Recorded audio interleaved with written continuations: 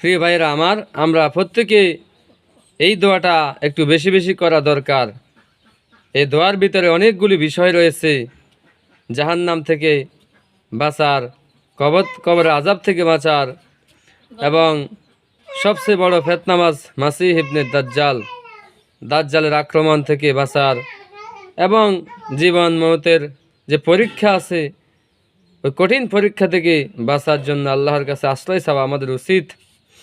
আল্লাহর হাবিব নিজেই শিখিয়ে দিয়েছেন, আল্লাহুম্মা ইন্নী আউযু বিকা মিন আযাবি জাহান্নাম ওয়া আউযু বিকা মিন আযাবিল কবরি ওয়া আউযু বিকা মিন ফিতনাতিল মাসিহিদ দাজ্জাল ওয়া আউযু বিকা মিন ফিতনাতিল মাহইয়া ওয়াল মামাতি।